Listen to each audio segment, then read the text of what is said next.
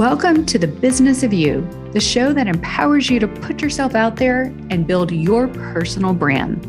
I'm your host, Michelle Griffin, helping you each week with expert tips, inspiring stories, and personalized coaching so you can master your reputation and build your future, showing up as the brand and business of you. I'm excited you're here. Now let's get going with today's show. All right, welcome back, everybody, to another episode of The Business of You. I'm your host, Michelle Griffin, and I'm extremely glad you're here because today we're talking about two of my favorite topics, personal branding and LinkedIn. And when you put those two together, the opportunities are just amazing. Now, all my clients come to me and everyone asks, well, how do you build your personal brand on LinkedIn? Where do you start? All the things. What better way to learn exactly how than from someone who has done it in like the last 2 years. So it has been my absolute, I think we've been talking about this since January, like we're almost to April. So it took me a couple of months to get him, but I'm so excited to welcome to the show today, Mr. Nick Bennett, the Director of Field Partner and Community at Alice. And also the podcast host of not one, but two podcasts of Rep Your Brand and what's the other one, Nick? Real ABM. Real ABM. Yeah. So welcome to the show, Nick. It's so awesome to have you here. Yeah. Super excited to be here. Thank you so much for having me. Yeah, no, we connected actually. I know we talked about it's been since January, but we did two collaborations. I was on your podcast, which I was thrilled to be on. And you were on my LinkedIn audio show last month, and that was such a hit. So thank you again for those things. Definitely.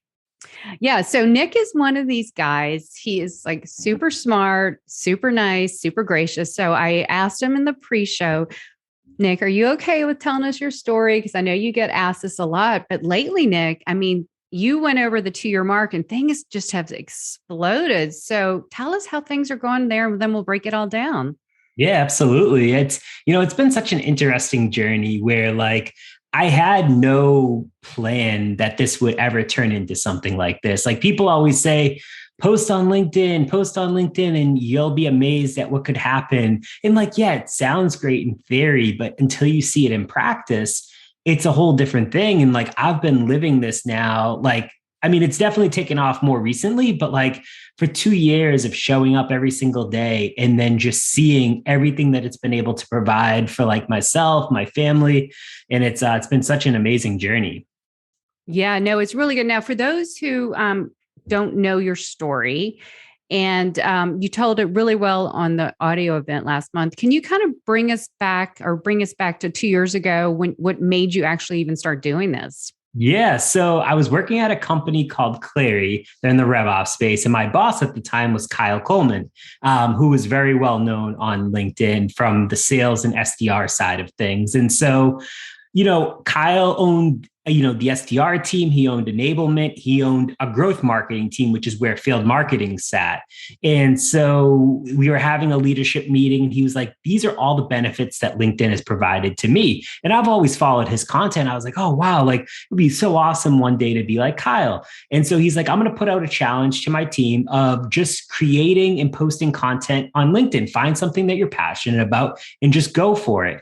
And so there was a few of us that actually did it for a couple months, and then people just kind of fell off and I just kind of stayed with it. And I just continued to show up every single day where I was creating content 5 days a week. And for me, I took the path of like niching down into field marketing because out of 750 million plus users, there's literally no one that talks about it on a regular basis of what it is. What are the misconceptions? How does it play into the actual revenue aspect of a B2B company? And so, I didn't have any traction for the first 6 months. It was literally crickets. And I was like, oh, wow, maybe I should quit. And then I was like, you know what? I'm just going to stay with it because it's fun. It was a writing activity for me where I don't consider myself a great writer. And it was something I wanted to get better at. And it was like, okay, great. I can write content. I never store content. I create everything on the whim. And once 6 months kind of hit, all of a sudden I feel like things just kind of flip-flopped. Like I was getting a little bit of engagement, people were starting to see, and then I was starting to get invited to some podcasts and talk about field marketing, doing some blogs around it. And then it just kind of in 2021, it just started to blow up, probably like spring or summer of 2021. And I just kind of like never looked back from there. And it's created consulting opportunities, brand deals, like podcasts, like all these amazing things that I would never have thought would have been possible. But if I quit, I would never have realized the full potential either. Oh my gosh, you said it so well. And that's what pains me when people do finally try it and they think of it needs to happen overnight or within a month or something. And it's a long game. I know people get tired of you saying that, but it's a choice. It's like a lifestyle choice when you decide to eat healthy instead of going to diet. You can't just diet and no, you change it. But it's fun because as you said, you got traction, you started meeting people, all these opportunities. And I think you and I got on each other's radar about a year ago. We were one of the founding, I guess, members of Justin Welsh's A&I community. I remember, chatting in there in Slack, and that's where I first got, I think it was like literally a year ago. And I have watched you grow. And I think earlier this month is when you hit your 2 years. And I feel like this whole year from watching you on the sidelines, and tell me this is true, it just exploded to a whole nother level in 2022. Is that true? Yeah, it definitely has. And I think what I've really tried to do is double down on like the content creation part of it. Like for the most part, up until, 2 years ago, I was creating like one post a day. I always felt like I had more to say, but I was like, I don't want to like overwhelm people with content. And so I would just post first thing in the morning. I would engage with everyone, but then that was like it. And like, I would never do a second post or I didn't really diversify off of LinkedIn really. And I was like, you know what? Like, I'm just going to go all in on like content creation in 2022. And so I post for the most part now twice a day, sometimes 3 times a day, but still don't write anything down, still don't spend more than 5 minutes on the content. But I've dabbled in TikTok now and trying to create like funny videos that relate back to being a marketer in B2B, as well as like a LinkedIn content creator, and like just tried to get people to know more of like the personal side and like the funny side of me, although I'm not super professional anyways. Like I'm not a suit wearer. But like, I just want people to like see myself doing more video. And that was always something that I said in 2021, I want to do more video. I want to get people to like see me and just feel more comfortable with like that public speaking aspect of it. And I just never did it. It just kind of fell by the wayside. So I said, 2022, I'm doing it. I don't care. And it's been a lot of fun. Like I still don't like to look at myself on video, but I enjoy the content creation piece of it. No, that, you said the same thing. That's why I've resisted video, because I hate the recorded, but I'll get on live video. So it's funny, but I can't tell you in the last 3 months, all of this year, everyone talks about in the B2B space, TikTok.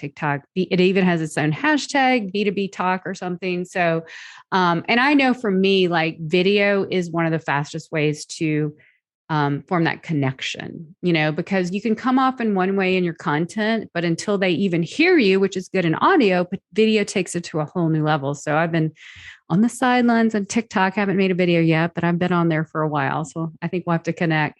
But you've just hit the nail on the head. I mean, first of all, you stuck with it. Let's recap these lessons. You tried something new. You got out of that comfort zone, right? So you tried it. You liked it, you kept at it. And so many people, sadly, that's like my saddest thing, when I know all these amazing people like yourself have so much to share, and yet they're too scared or they just drop out quickly. But you got it. And I always say, keep going. Then you got some traction. And then you said, hey, I'm going all in, because you found something you liked, right? If content creation is not something you like, it's not going to be sustainable. And you obviously like it, and you've gotten better at your craft too. I mean, not that I said you're bad, but you said yourself, I've taken it to a whole new level. And can I just say, to put that level of deep stuff in 5 minutes is really a gift. It's a gift, Nick.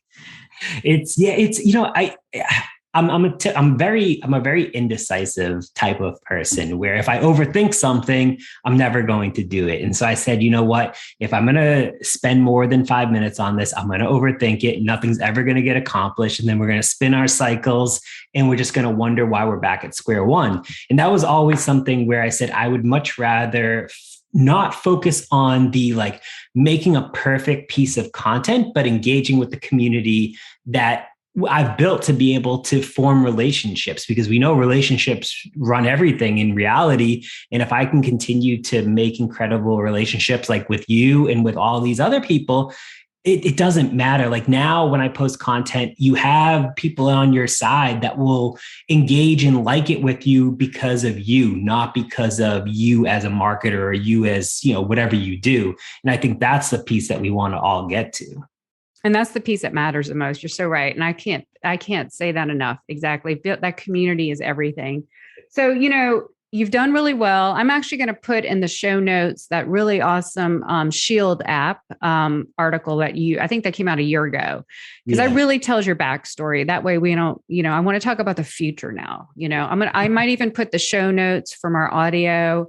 And then so people can get all up to speed, because you're wonderful. I hate to say you're just a case study, but you're a case study. Like you're a great example in the B2B space, which we so need: personal branding, personalization. I noticed a lot in your content lately. And I think today you were talking about employee branding. Was today the post when you were saying, hey, I'm going to have 1 million views this March. Imagine if a company of 15 in their team had that many people putting it out there. I mean, so is that an area that you're really kind of dabbling in or evangelizing? Yeah, I mean, I think so. And it's something that I think is so important. Like I think of people like, Chris Walker and Justin Welsh and Dave Gerhardt and all these people. However, like a lot of them, they own the business. Like they have to create the content and all of this. But like, what about the people that are maybe ICs, director level people, or even like, leaders within the company that maybe don't plan on creating their own company, but still want to build their brand? How do you create a social advocacy or like internal program that will get people to do that? And not just, hey, let's just share everything that's going on with the company. Let's talk about personal stuff, because every time someone's clicking into your profile, they're going to see exactly where you work without you having to talk about that. And so that's something, empowering your employees to build their own brands. And I think the companies that get it will succeed, and the companies that maybe are too stubborn to like think that like, hey, if I build up my employees, they're going to leave. Like, yeah, you shouldn't be worried about your employees leaving. Like, that's a good thing. You're creating a better environment for them. And so it's something that I'm building out right now within Alice. And so it's funny because I'm actually moving into a evangelism role. And so for me, what that is it's a mixture of things. So, being a subject matter expert to prospects, to customers, for social advocacy, both internally and externally, to really take that community and build on the community aspect for both, prospects and customers, and speaking at events, doing podcasts, things like that, and just creating content. I've wanted this for so long. And the more and more that I thought about it, everyone's always like, what do you want to do? And I'm like, I don't know. I don't want to be a CMO. I don't really want to own my own business yet, but like, I want to create content, get paid fairly, and have a good time doing it. And I think this is really what it is for me. That sounds like a dream job. That's awesome. So before we went live, I said, Nick, you had this post last week, a little tease, like something's coming or something. You've been teasing it up. So he's like, well, we can talk about it here. So you haven't announced it yet on LinkedIn, right? Is that coming out soon? Is the first to hear about it? Yeah. Working through some final details and stuff, but internally most of the company knows about it. Okay. Just externally, no one does yet. Well, congratulations. So that's something the second quarter, I'm assuming, is coming out of this year in the next. Yeah, probably. Hopefully within like a week or two. Oh, okay. Yeah. So you're going to be putting yourself out there more as the company role. I mean, you do that already. So you're just going to be responsible for that. So to me, that sounds like a perfect job. I mean, you're right. Like CMO is great, but this sounds like perfect for you because you love people. you love getting out there teaching and just being a connector. So I cannot wait to see what this looks like. And also what a model this will be to other B2B companies, because I'm sure this role, it's still a fairly new concept and role in this space, right? Exactly. And like that, I think that's the whole thing. You think of people like Sangram, and, there's a few others that have, like, from a leadership perspective, have like that in evangelist type role, but like from a actual, like, boots on the ground every single day in MarTech and sales tech, at least it doesn't exist yet. And in IT, it does. There's always been advocacy in evangelists, but from MarTech and sales tech, from the like IC perspective, it doesn't exist. And so I want to be able to set that standard of what this looks like for B2B companies going forward. And I've talked to so many VPs of marketing and CMOs recently that do plan to invest into this in 2022. And so they've talked to me about, like, what does that look like and all of these things. And it made me think more and more like, wow, all these companies seem to be investing in it. Like, I want to be able to get ahead of the curve and start to build what that looks like to create that framework so that all these other companies can kind of look to, like, us and me to be like, wow, like, that's the way that you do it correctly. Wow, you're doing another trendsetter thing. You found a market need and a niche and you're owning it. That's really awesome. So in these discussions you've had with these B2B leaders, and I want to bring it to about the employee branding thing, because, you have a twofold approach. You're building your personal brand, but you're also helping. I know you helped your company, your previous company, your new company, but tell us what needs to be out there. What are the first steps? I know it's a two-part question. First steps that, someone in the B2B space wants to start building their personal brand. And what are the first steps that these leaders need to help their employees do the same? So, I'll take the second piece first, because I think that it needs to start from the top.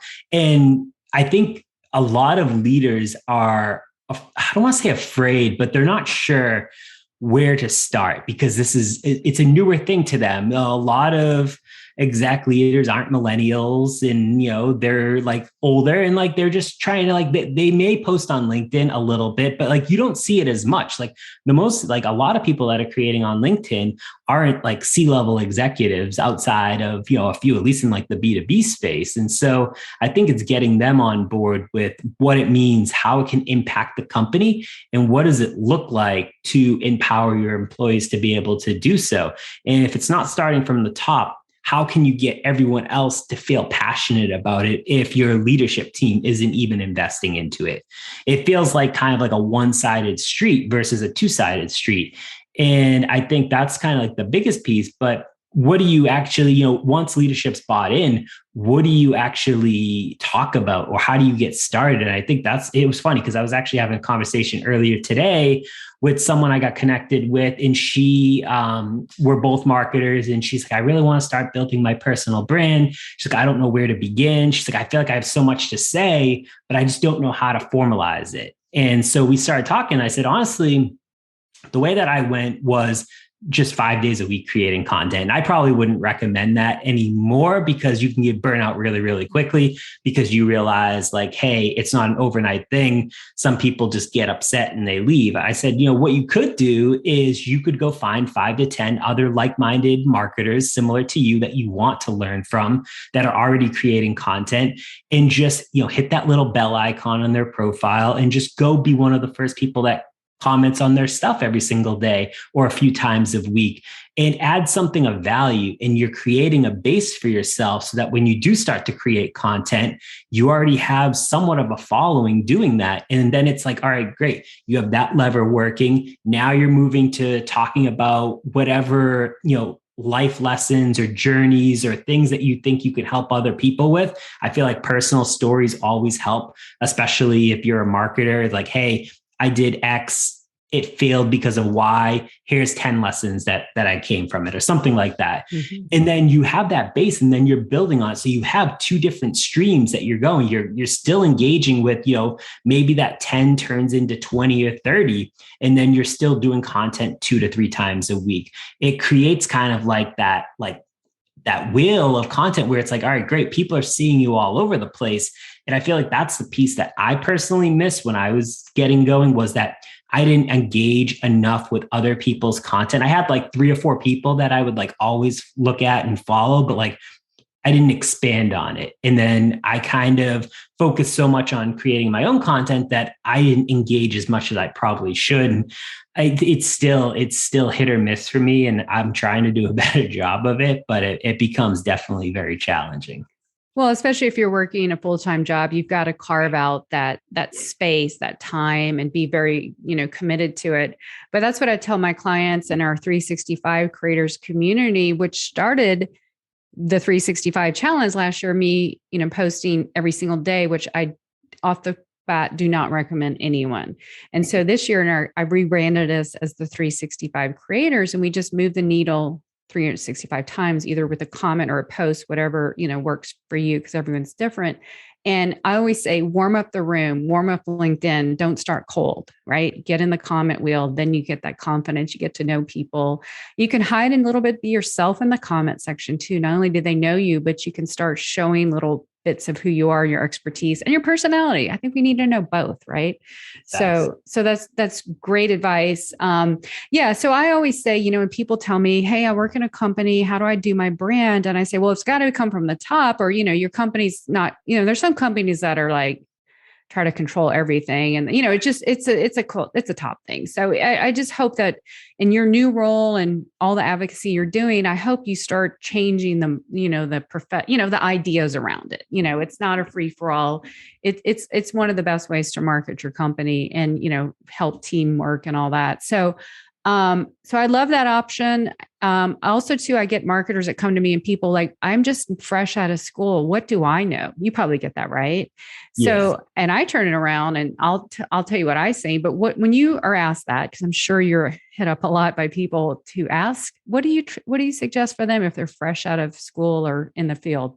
I mean, I still think that you have like stories that you can talk about and relate where like everyone has something to say. Maybe it's things that you learned through college or high school that you can relate back to like your professional journey, or maybe it's like you're talking about your journey to get your first job or what you want that to look like. Like it doesn't always have to be, 100% these are the lessons that I did because I've worked for 20 years. Like still talk about things that are passionate to you. Like something that I saw recently and someone was talking about it that kind of, really related to me was like, they were an athlete in college, which I was as well. And they were tying being an athlete to a marketer and like, because they were trying to break into the marketing field. And I was like, that makes a ton of sense. Like there's so many synergies that go, between the two and like things like that. I really enjoy, and just talking about like your experience, like breaking into, the workforce in pandemic, basically. It's like, there's so many avenues that you can go down if you want to start creating content yourself. Yeah, I think people fresh out of, in the profession or college, I think they have to be all professional. And it's like, no, the world's kind of changed. We like the professional, personable side. Tell us your stories and so I think following really good people, you're a great example about that. Find the people in your industry that you see that side and then try to just get a feel for what it looks like. I'm not saying copy them by any means, but, just get a feel for what resonates, I guess, what gets engagement. And you're going to tell your own story. And that's refreshing because, we're all find our way and our people and form our mini communities. I say LinkedIn is like a huge networking event. And then each post is like a small little networking event, right? You go to the post that you're interested in the topic or the people, and you just start a little conversation there. That's the way to do it. So these are great high level things and I'll put all the other things in the show notes so they can see your last 2 years, like as in 2 years, right? Imagine how much you've grown in 2 years. So tell me, what does the next couple year or so look like for you in your profession and your business and your personal brand? Because I know you got that, you're still working with Shield a little bit. I mean, sorry, not Shield, with Shift, doing some LinkedIn consulting. You've got the 2 podcasts. What does it look like for you now that you've got so much traction? It's a good question. Like, honestly, I don't think I really have it figured out. Like, I don't even know, a year from now, really what it'll be. I just want to like have a good time, live life, spend time with my family and things like that. And like, the consulting piece has always been interesting to me. It's a fun side hustle, honestly, like, because I'm doing probably like 5 to 10 hours a month right now. And like I'm working with some really impressive brands that like, I mean, I didn't think they would ever want to work with me. And like people that are like, they've been CEOs of companies for years. They've sold companies and it's like they're trying to like, they're taking advice from me. And like it's super interesting, but I also really want to go still power forward towards that evangelism path and like create what that looks like. And then just double down on like the content creation side of it. Like my goal, and I don't really set goals for LinkedIn. But like, it would be nice to end 2022 with at least, 50,000 followers with the ability to be able to like, additionally work and meet with so many people in a collaborative like effort, and then continuing to focus on my podcast. I'll release another 25 episodes this year.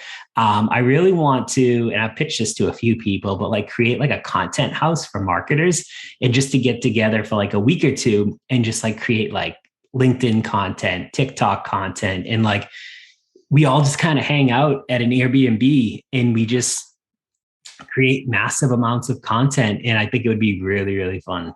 Oh, that sounds like a really fun time. That's a great idea. You really should work on that. I bet people would pay to go to that. I mean, like that's like going to like a conference, but you actually get stuff out of it, Exactly. Yeah. In a fun place. Oh, great idea, Nick. And then how do you manage 2 podcasts? I don't know that is the ABM one, for work, or is that both of yours? So it's technically the real ABM one. I've actually stopped producing content for recently. We've tried to like figure out, because it was myself and it was actually a friend of mine who turned out to be my boss now. But we were both doing it, and we put out 6 episodes, and then we just kind of had to reevaluate what we wanted to do. He ended up being promoted to lead all of marketing at Alice. And so he was getting busy. So we just kind of like put that on hold. I would say probably like the end of last year. So right now, the only one that I'm producing content for on a regular basis is Rep Your Brand. And that's probably will be the majority of my focus for at least through the rest of this year. And that's 100% yours as a personal brand, not tied to a worker. Nope. Yeah, okay. Exactly. Yep. Very good. So as you're, another question we get, how does my brand evolve? Well, your brand has really kind of evolved as you do. And, the market changes, your company role changes, all the things. And so I'm sure your podcast will be kind of reflecting some of the new initiatives you're creating. But I know you haven't planned it, but I mean, I'm not a fortune teller, but I can see so much opportunity and where this could take you from what I do with clients, like speaking and other bigger, you're almost forging a new path here, and you're going to be known as that, just like you were with ABM. So Nick, this is a really good time to be out there and to be thankful that you never quit. Right? Yeah, exactly. And it's just like, and that's the thing. It's like, I really like the content creation piece is so interesting. Like if you asked me 2 years ago, like, would you consider yourself a content creator? I would be like, no, why would you want to be a content creator? And like now look at it, like when you can do so much, and I have brands that contact me that like want to like partner and collab. And I feel like one of those people on like TikTok or Instagram that like, oh, like, wow, like a brand hit me up, like they want to do something together. But like in B2B, it's such an underutilized like channel that I think like, and I'm not a huge fan of the word like influencer or things like that. But like if you partner with like marketers who have solid brands and you do things from a B2B standpoint, you can create a lot of amazing content for your company and get that reach further than like you probably ever would on your own. No, that's a good thing. And I want to dive a little bit more into the B2B TikTok space, because I know you recently did it. I know Mason Cosby of Mojo, he was doing these cute ones with his wife, and those are adorable. And I know other people in the B2B space. So if a company is looking, or a person looking to get their brand out there, from what you've done and learned in the last couple of months on TikTok, what's your number one advice? Because I actually had someone on my podcast a couple weeks ago on TikTok for B2B, but I want to get more insight on it. So what are your thoughts there? So I think this week will be a month for me on there. And so I've originally what I was using it for was to repurpose a lot of the podcast episodes that I've been on. I just basically repurposed the content from a video standpoint and then just really put it on there because I knew it could just live on there. It was things that I had a strong POV on and that I could talk about. And it was awesome. And then I started to mix in a little bit of like the audio trends, and I would always try to tie it back to being a B2B marketer or like something to do with like creating content on LinkedIn. And like, that's really like been the majority of my focus. I don't spend like hours like editing videos. Like if I can't shoot it and like do it in like a couple minutes, like I move on. I talked to someone earlier today and they were like, yeah, like I spend 1 to 2 hours per video from an editing standpoint. And I was like, whoa, I don't have time for that. But like, I like the short, like 5-second, 10-second, like audio clips where it's like some funny audio. And then you put like your point of view of like, hey, here's how it can relate back to a marketer, or here's how it can relate back to like creating content on LinkedIn.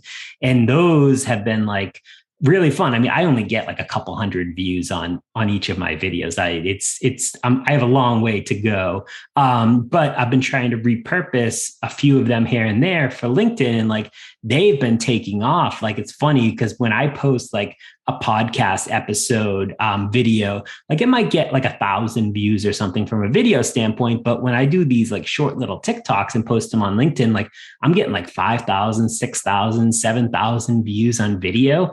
And I was like, oh, it's such like a smart path. And like, then it allows me to get more people to know that I'm on there and kind of cross promote and get more people to follow me over there as well. Now, that's really good for a LinkedIn video these days. Really, yeah. 5 or 7,000. That's actually very good because video is so down right now. So when you're on TikTok and you did your own original ones or repurposing, did one of them do better than the other, or they got about the same engagement? For me, so far, it's been about the same engagement. Although, like if I like when I did the like audio trends, there's a few of them that like did pretty good, like a lot better than just like the repurposing of like the video or like the podcast. But, like I feel like I wanted a place to house all of the like shows and speaking events that I did, and just like a place where I could just send people and be like, hey, if you want to see like all my videos that I've done on speaking on like field marketing or personal branding or ABM, like here you go. And it was just kind of like a portfolio somewhat. That's a great thing because, the organic reach is off the charts there. It's a great place to put it. Yeah. In addition to maybe like your website. It's a great thing. Yeah. I keep asking these questions because I keep reading and seeing. And it's just like, I haven't taken the plunge on TikTok yet, because I don't like video, but there's got to be a way. I mean, there's millions of people on there. Not everyone can be good or like video. So I got to find a way. I mean, it's almost like I'm not saying an early adopter by any means, but in the B2B space, it's a little bit newer. So there's still time to get in there and find your niche and your area of expertise, which I know what I'll write on, but it's just a matter of doing it. So that's good. And I think you even had a post a couple of weeks ago that Alice you got a client for work from that. Did I read that right? Yeah, it's crazy. I've now driven 2 inbounds, and it was funny because I was talking to a sales rep on Friday, and she was saying that she talked with the company that day where the 2 people on the call saw me on TikTok. And so they requested a demo as well. And I was like, that's crazy. And like the 2 inbound demos that came in, they were from like, one was from 150,000 person company. And then one was from like a 30,000 person company. And like, it's just so crazy. Like like you said, the organic reach is massive. So like, even if people aren't engaging with it, like it's going on their For You page. And like, if they do click your profile, like I have right at the top marketer at Alice. And so I have the same LinkedIn picture that I use on LinkedIn as TikTok. So people can hopefully just kind of like tie it all together as like, oh, that's Nick. All right. That makes a lot of sense. And my goal, I want to start to utilize more, but we're not using a company page. And I'm trying to do everything from like a personal page and then tying it back to Alice, really. Mm-hmm.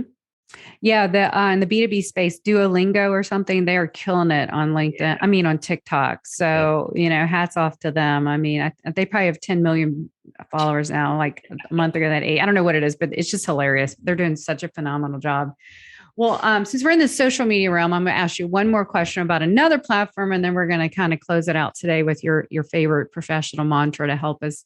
So I know you and I follow each other on Twitter, or I at least follow you, and I get your one little, line, little perfect little clips. I'm like, oh, that's so good. So tell us your strategy on Twitter as you're growing your brand. And did you jump on that in the last year or two? Give us a little bit of strategy there.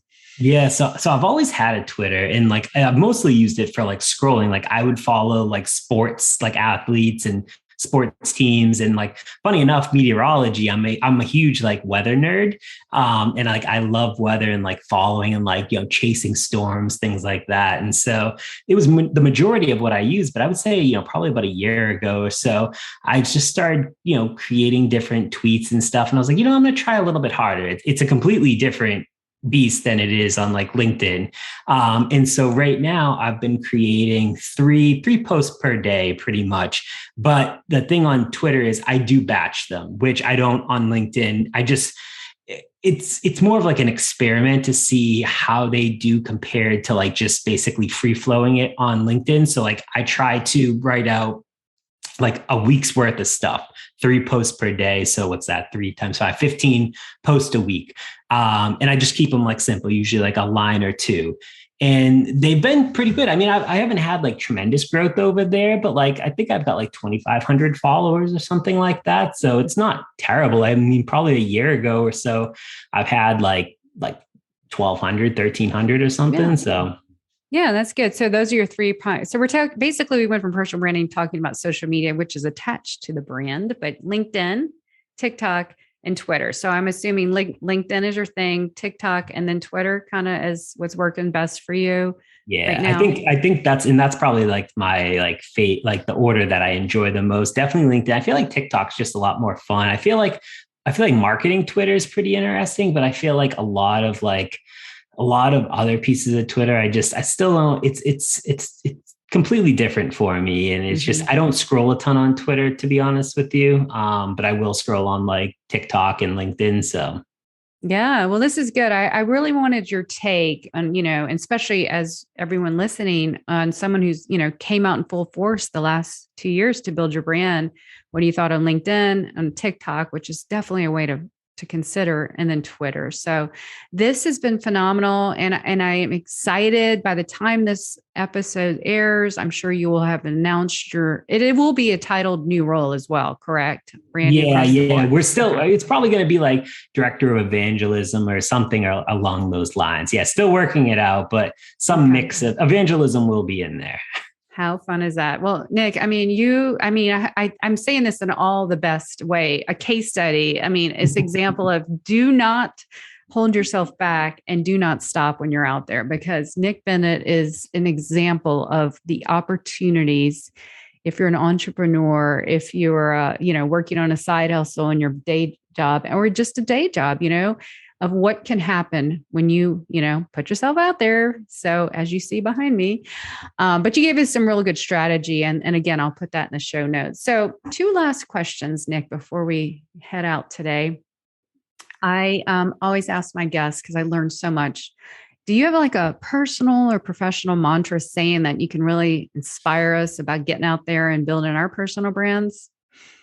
I would say, the biggest thing that I've always been like a big like believer in is like, don't be afraid of like failure. And like fail fast is kind of like the big thing. And like, even like both personally and professionally, like it's something where like, if you want to stand out and do things differently and separate yourself from others as like a thought leader, or however you want to position yourself, like you got to be okay with failure, because trust me, I've had so much content fail. I've had, stories where I've failed as a marketer, but like, think about all the upside there is. And we don't talk about failure enough, especially on LinkedIn. Like everyone paints a beautiful world when like, that's not always the case.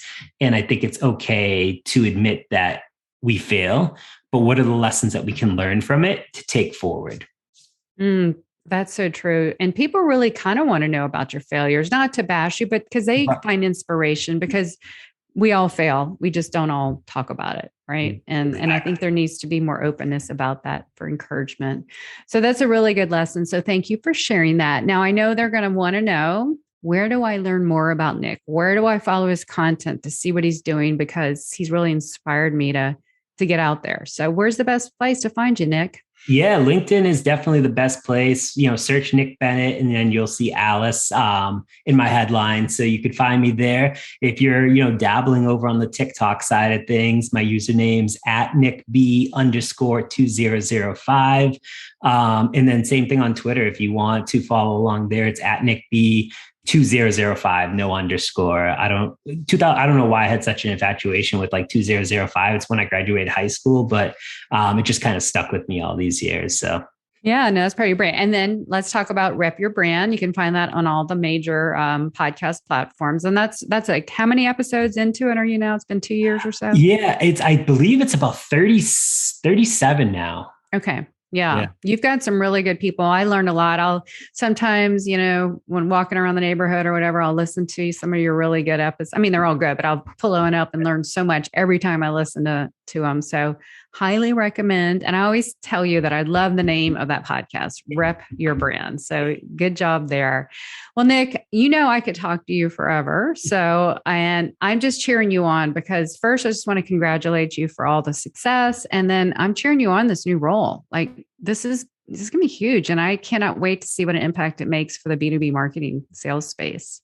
Yeah, I appreciate that. It's definitely new waters, but I'm excited and I definitely can't wait. And honestly, thank you for having me on. I love talking to you. You're so easygoing and just so such a bubbly personality. So, well, that's hopefully how I'm trying to come across on LinkedIn. I probably need to get more video. I was talking to a friend. I'm like, I haven't been on video so long. I need to get on video because people know me. And you always just want to make sure people know the real you. And hopefully if you met me, I know if you met me in Pensacola, Florida, you get the same thing. And that's what we want in our brand. So thank you again.